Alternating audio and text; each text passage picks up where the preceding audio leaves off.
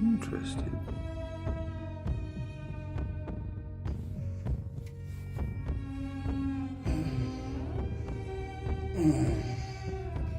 As you know, Minnie Manson likes to hold his bladder. That is his fetish. And he likes to have a giant beer belly, which weighs down on his bladder.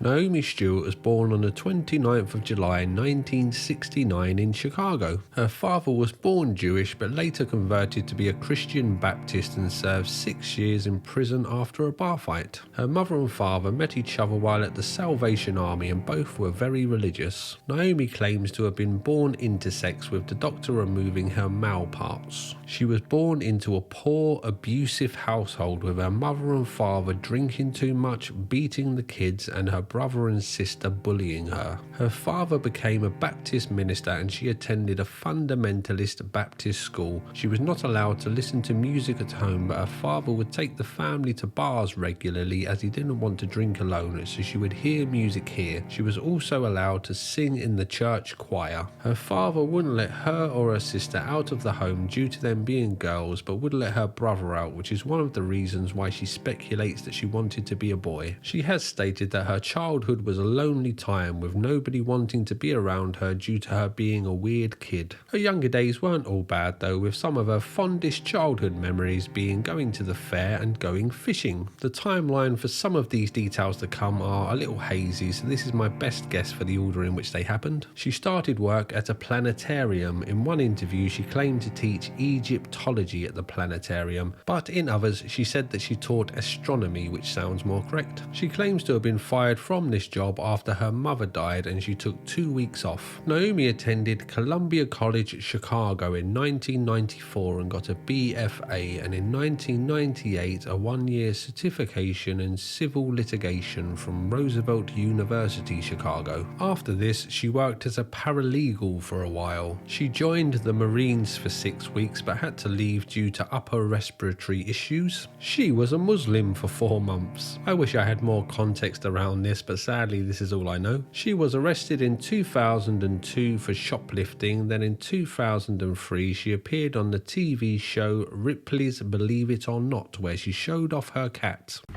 One Cats act raised a lot of questions. She doesn't do anything, but she has a question mark in her fur. Let me show you. Ripley, behave. Behave. See the question mark? In 2008, she was arrested for shoplifting again when she stole a pizza and a Kiss DVD in Walmart. In 2010, she was arrested when a homeless woman attacked her and Naomi pepper sprayed the attacker and punched her 3 times in the face. Naomi got a 6-month supervision order for this. In another incident, she was attacked while sitting on a bus which left her in a coma for 6 days. She claims she was attacked because she was a Cubs fan, which is a baseball team in Chicago, the internet tells me.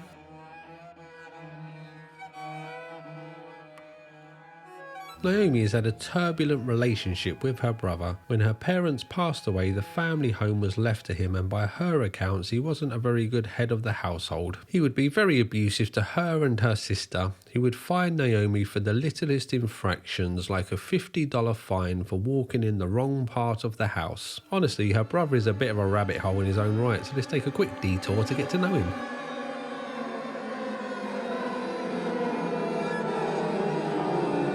David J. Stewart was born on the 5th of March 1967. He was gifted at maths as a youngster and enjoyed something called pizza puffs. When David was 18, Naomi claims that he married a witch who would do child sacrifices. The witch wife converted to Christianity, but Naomi suspects that she continued with her witchy ways. The details here are a little foggy. I'm not sure if they relate to the witch wife or if he got married again to another woman. But he had some kids and his wife wife ended up leaving him after he attacked her while she was naked, so she jumped out of the second floor flat to escape wearing nothing but the American flag. The kids stayed with David after the breakup, with David eventually indecently assaulting his 17-year-old daughter. I will point out at this stage that these are claims that Minnie Manson has made, and I've been unable to find any evidence for any of these claims, and I'm only really including them as with some of the things we're about to look at, these claims seem relevant. So some of the things that we know for sure is that David is a fundamentalist Baptist with some very strong views about how people should live their lives. He has a website named Jesus is Saviour that is a pretty wild experience to visit. I won't show it here as YouTube really won't like it, but I'll paint a picture for you. So the text on the site looks straight out of the early days of the internet. It has an outer space background with links to the articles that he has written everywhere, and I mean everywhere. There are hundreds of them dotted all over the site. Some of these articles have photos above them. Stuff like starving children,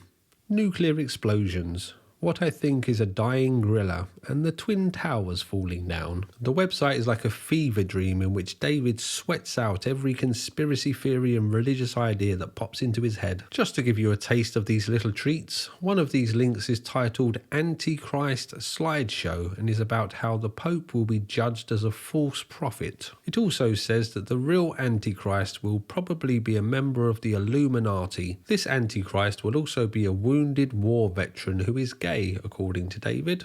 Something to keep your eyes peeled for. Honestly, I can imagine someone who's really into conspiracy theories visiting this site and thinking that it's a psyop used to discredit conspiracy theorists. It's just so stereotypical, if you know what I mean. He also has a few other websites which are a little less wild but still in keeping with the themes of Jesus is Saviour. At some point, David moved to Guam, which is a territory of America located in the Pacific Ocean. While in Guam to do missionary work, he was arrested and pleaded guilty to indecently assaulting children. For this, he got a $100 fine, 2 years supervised probation, and 100 hours community service. The details of what happened in this case seem to have been lost to time as it was in 2010, but regardless of how serious the assault was, you would hope for a more robust sentence than this. A $100 fine, supervised probation, and community service seems like something you would get for stealing bacon from a supermarket or something. It appears that David is now living back on the USA mainland, probably in Florida. So let's go down the rabbit hole a little more with David, down to the next level of the iceberg. David claims to have no siblings, and the only connection between the two of them is that Minnie Manson claims that David is his brother. Why Minnie Manson would lie about having this guy as his brother, I don't know. So while researching David, I wanted to verify that the details about what happened in Guam were correct. These are serious allegations to attach to someone's name if you're not sure they're true. So I found the proof for this via court dates and a lady named Maria Teresa B. Senzen. Sorry if I mispronounced that. In 2010, she was the Director for Policy Planning and Community Relations, but was promoted by Trump in 2020 to serve on the district's court.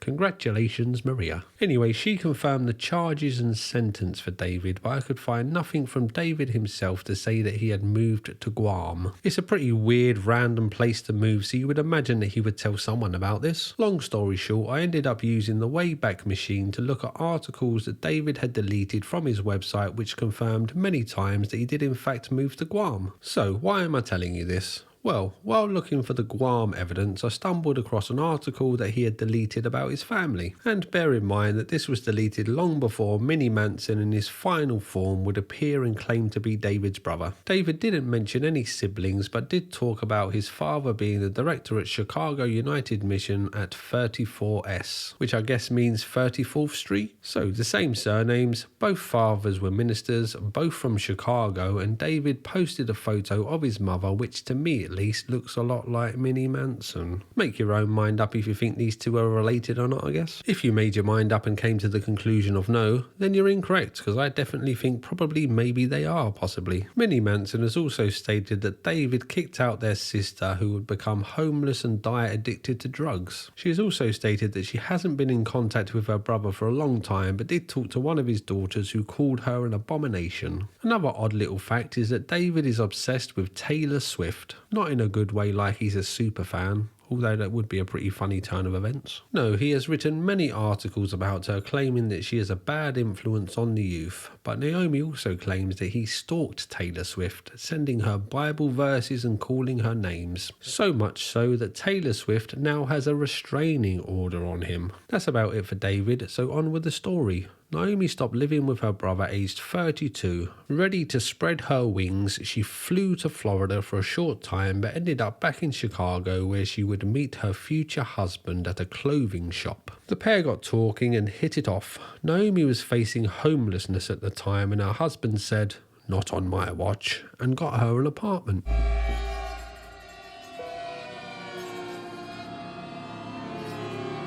The Hammer was born into a very wealthy family who made their riches from inventing computers, apparently. He worked at a daycare, then went on to become a professional wrestler under the stage name The Hammer. The Hammer decided that they were a woman, but Minnie Manson refers to the Hammer as her husband, so honestly I'm a little confused what terms to use here. The Hammer has an online life coaching service which seems to be some sort of scam site. They have Catholic statues in their home with the heads removed, but also claim to have strong Christian values. The pair lived together in Chicago, sharing 2 apartments over the time frame of 9 months. In this time, the pair recorded a song together at a studio, but sadly had a disagreement with the producer and fired him. Naomi has stated that while living with her ex-husband, which was only a common law marriage as the Hammer was already married, she once defecated on his/her sofa, then turned the sofa sideways and hid behind it so that she could talk to her ex-husband, pretending to be the soiled sofa. She said this in an interview, then just breezed past it with no one asking for more detail, so I have no idea why this happened. The pair eventually split, and Naomi claims that the Hammer was very abusive to her while they lived together, and also that the Hammer was convicted of indecently assaulting children in Indiana. I have withheld the Hammer's identity as I've been unable to find any proof for these claims. It's not to say that they're not true, I've just been unable to find any evidence for it. The pair clearly did live together though, with many videos of them together online. Naomi Stewart decided that she was a man, with her new name being Andrew Paul Roach, and in 2016 she had top surgery to remove her woman parts.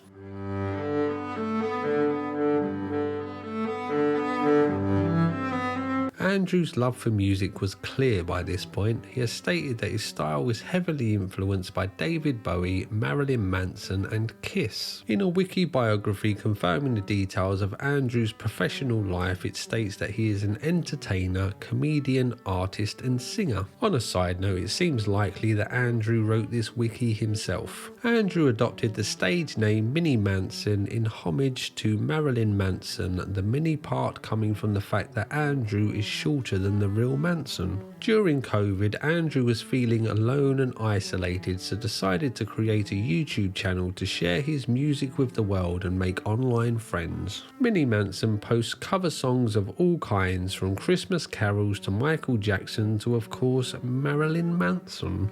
In the early days of his channel, he didn't just post songs though, he would also post live streams where he would get naked a lot and pleasure himself with his microphone. The photos of that are something that I'll never be able to scrape from my mind. Surprisingly, this didn't get his YouTube channel banned, but it was instead trolls posting adult content to his live stream that got his channel removed. Well, Minnie Manson says that it was Kanye West's producer who posted the adult content, but this seems unlikely. Thankfully for us all, Minnie Manson set up another YouTube channel which is still active to this day. I guess he has learnt his lesson, as his new channel doesn't have any live streams. It does, however, have videos of him kissing posters of his idol Marilyn Manson, and talking about how he likes to hold in his urine for hours on end, as this is something that he gets gratification from. I've already covered what's on his current YouTube channel in the first video that I made about him, so watch that one after this for more information. Minnie Manson seems to make most of his money from selling art cards and merch, but has also stated that he gives most of them away for free if people ask. Minnie Manson really wants nothing more than to be famous by any means, and someone with nefarious intentions would one day grant his wish. Minnie Manson was first brought to the public's attention by a well-known internet troll. Marty began talking to Minnie Manson, pretending to be someone working in the music industry who was looking for a superfan to meet up with Marilyn Manson. He had drawn up a shortlist with 2 people making the finals, Minnie Manson and Cyrax. Marty then showed interest in Minnie Manson's musical career, pretending to want to be his manager, so the pair began to talk via live stream on Marty's channel. In one of these live streams, Marty tried to get Minnie Manson to badmouth Cyrax, to which Minnie Manson declined, confirming that he would not be disrespectful about people. He did later confirm that he was not a big fan of Cyrax's music though, which is fair enough. In the same live stream, Minnie confirms to Marty that he shouldn't deal with people like Cyrax as they are unprofessional and could damage his career as a music biz manager. This was said at 40 minutes and 23 seconds. Then at 41 minutes and 26 seconds, Minnie films himself sitting down and going to the toilet while talking to Marty as if nothing unusual was going on. In the same interview, Minnie confirms that he has not had intercourse for over 12 years, then out of the blue walks over and starts to kiss his poster of Marilyn Manson for a very long time. If you're thinking to yourself, hang on a second, Minnie Manson was married. How has it been 12 years for him? Well, their relationship wasn't that kind of relationship. Honestly, I'm getting so sick of my videos being demonetized that all I'm going to say is that her husband liked women stepping on parts of the body that should never be stepped on. Moving on, Music Biz Marty and Minnie Manson did a duet of the song Get Into the Groove by Madonna, which sounds about as good as you would expect it to. This live stream goes on for about 2.5 hours, but honestly I could only make it into the first hour or so. There's only so much singing and poster kissing that one man can take. I'm sure that some other crazy stuff happened, but let's move on and strike this from our memory. Something that I'll be trying to do with my therapist for years to come. In some of the other live streams that the pair have done, Minnie confirmed that he was kicked out of a shopping mall because he said to his friend that he wanted to make out with a 17-year-old boy. Minnie said that this young boy was over 6 foot tall, he was unaware of his age, and that really he was kicked out of the mall because the guard didn't like him. I wasn't too sure where in the video to address this, so I'll just stick it here. Some people on the internet call Minnie Manson a pedo. I've looked for proof of this but haven't been able to find any. Minnie Manson claims that this comes from a joke that he told to Music Biz Marty. I'm unsure if he's referring to this incident at the mall. Watching this live stream, this didn't seem like a joke, so I'm guessing he's referring to something else. Unfortunately, a lot of Minnie Manson's early YouTube career has been wiped from the internet, so finding the exact joke he told may be impossible, or maybe I just missed something. If anyone knows more on this, feel free to comment below. The only other thing I found was him saying that someone under 18 messaged him on Twitter, but they were pretending to be over 18, and when Minnie Manson found out, he reported this to Twitter. Minnie Manson also claims that he can't be a pedo as he doesn't have the male parts needed for this. I guess make up your own mind on what you think about all this, but this is just what I found. Anyway, Music Biz Marty and Minnie Manson seem to have been friends of a sort, with Marty travelling to watch Minnie Manson perform live and even getting up on stage with Minnie Manson. When I say Minnie, you don't say Manson, Minnie. Minnie. Manson, yeah. Manson.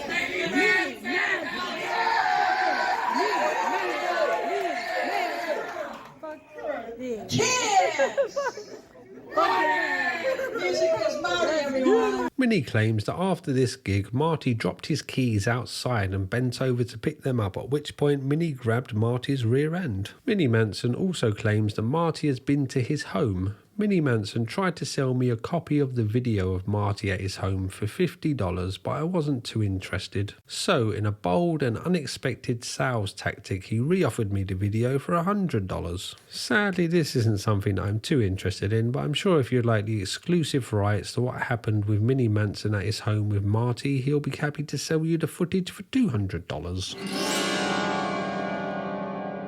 Music Biz Marty may have broke the story, but a podcast named Pod Awful really thrust Minnie Manson into the spotlight. From what I can make out, this is a podcast where they troll people, but they seem to have been removed from YouTube, so it's a little tricky to pinpoint exactly what went on with Minnie Manson. They do have their own website with the podcasts on, but I found this to be very glitchy and it kept freezing for me, so I couldn't really watch anything on there. Some of the stuff that I could find was a podcast where they had a panel of people pretending to work in the music business while Minnie Manson would play songs for them with the hopes of getting a record deal. Many of these podcasts seem to be Minnie Manson trying to get other people to say that they like him, or Minnie Manson having problems with technology like Cash App or Discord. In one episode, they claimed to want to recruit Minnie Manson into the Digital Masonic Lodge, which was something that Minnie Manson wanted, but there was one catch. To join, he would need to ride the goat. Long story short, he ended up in nothing but his underpants riding a chair for the whole world to see. Minnie Manson claims that Pod Awful sent a woman to his home under the guise of making a documentary about him. The woman and her male friend then went through his personal things and stole items from his home while threatening him. They then took Minnie Manson to the planetarium where he used to work and filmed him showing them all of the places where he would like to sleep with Marilyn Manson and handing out stickers. Minnie Manson claims that this woman smelt really bad, as if she hadn't bathed for weeks.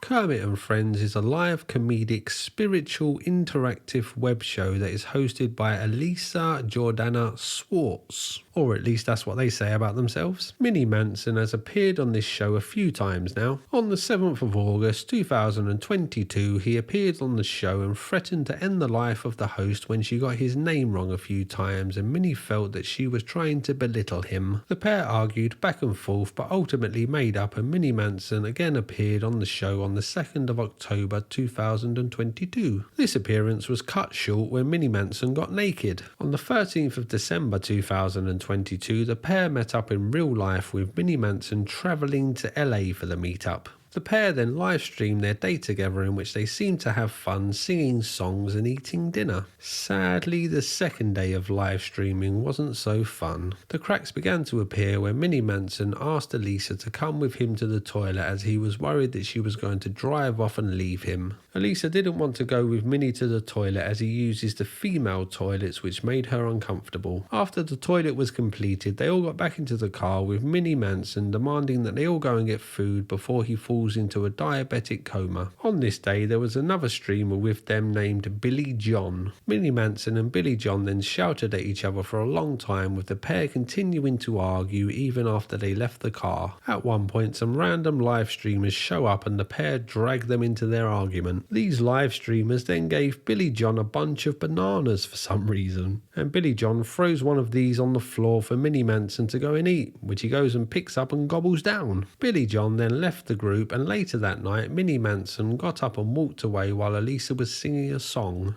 Minnie Manson then called Elisa a short time later in tears, asking why she had left him. After much complaining from Minnie Manson, the pair were reunited, with Minnie Manson berating Elisa, but Elisa seeming to care more about pouting for the camera. The next morning, the pair met up again.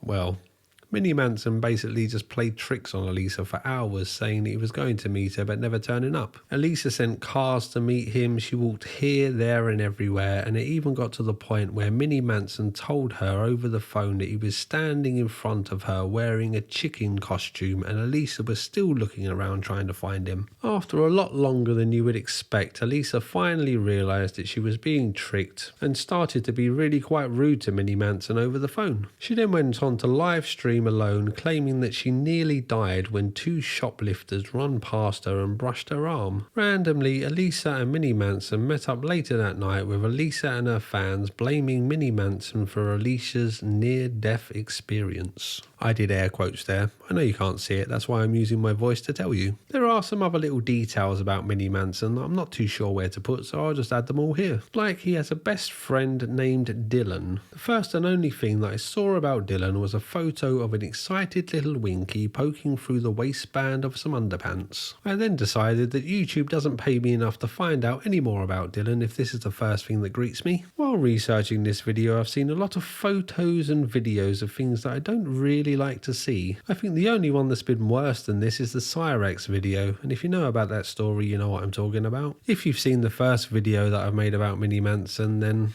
old Curly Jaws also has some stuff online that I just didn't want to see really. So Dylan was just the straw that broke the camel's back. Another little fact is that Minnie Manson once posted naked photos to a Discord server as an act of revenge. Rob Zombie follows him on TikTok apparently. Minnie Manson speaks Russian and German. How fluent he is in these languages is hard to tell, as I've only heard him say a few words. He also seems to have a lot of health problems, claiming that he is 90% blind, has diabetes, asthma, has been diagnosed with ADHD and PTSD, plus he has a phobia of bogies.